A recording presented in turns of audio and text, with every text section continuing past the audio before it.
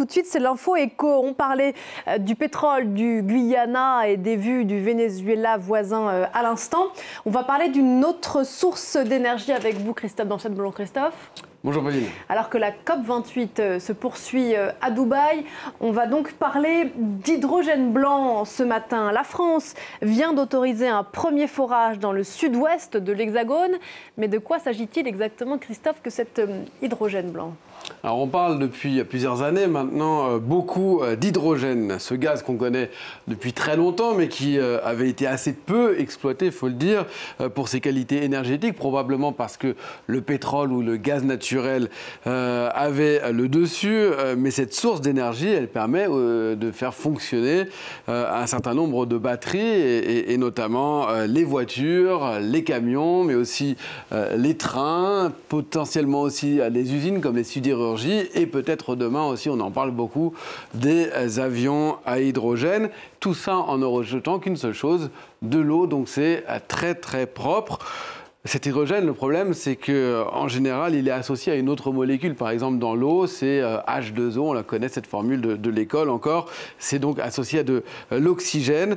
Et il s'obtient, pour l'extraire, cet hydrogène, il faut faire ce qu'on appelle une électrolyse de l'eau qui demande, elle, de l'énergie. Alors, ça se fait soit avec des énergies fossiles, hein, comme le charbon, par exemple. Et dans ce cas-là, on parle d'hydrogène gris. Et c'est pas très propre. Ça reste très émetteur de CO2. Il y a l'hydrogène jaune quand ça se fait à partir d'une énergie nucléaire. Il y a l'hydrogène vert qui est très populaire en ce moment avec des éoliennes ou encore du photovoltaïque. Et là, c'est propre. Et puis, cet hydrogène blanc, c'est quand il est à l'état pur, à l'état naturel. Là, pas besoin d'électrolyse. Il suffit potentiellement d'aller le chercher dans nos sous-sols. Il faut creuser un petit peu, c'est un peu comme le pétrole. De l'huile de coude, donc, est-ce que ça marche ? Alors oui, ça marche, et ça marche parce qu'on le sait, parce qu'il y a déjà un exemple qui existe. Je suis sûr que vous ne savez pas où se trouve... vous me l'avez dit, alors je ne vais pas le... Je le dis, c'est au Mali. C'est au Mali, à Boura-Kébougou. C'est un petit village de 1500 habitants à 60 km de Bamako. En fait, là-bas, l'hydrogène a été découvert complètement par hasard. Les habitants cherchaient de l'eau, c'était en 1987, et l'un des ouvriers qui travaillait sur le chantier a allumé sa cigarette et ça a explosé. Alors il a été blessé.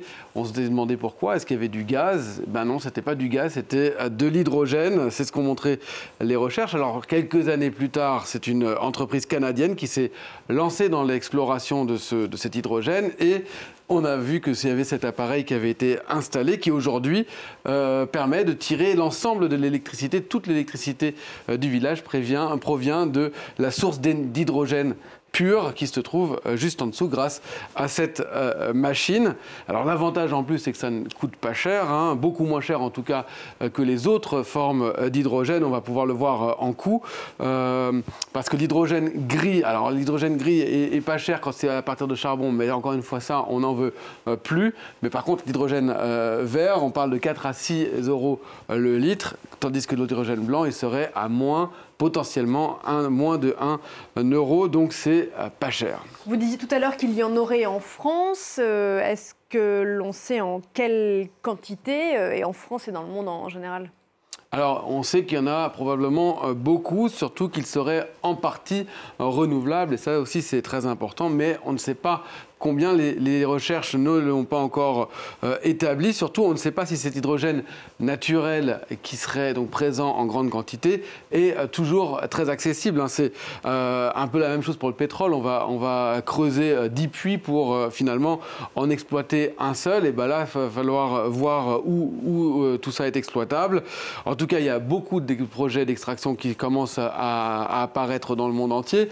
Il y en a un certain nombre aux États-Unis, notamment dans le Kansas, il y en a au Mali, on en a parlé, il y en a au Maroc, il y en a en France, dans le sud-ouest, mais il y en a aussi potentiellement aussi en Lorraine.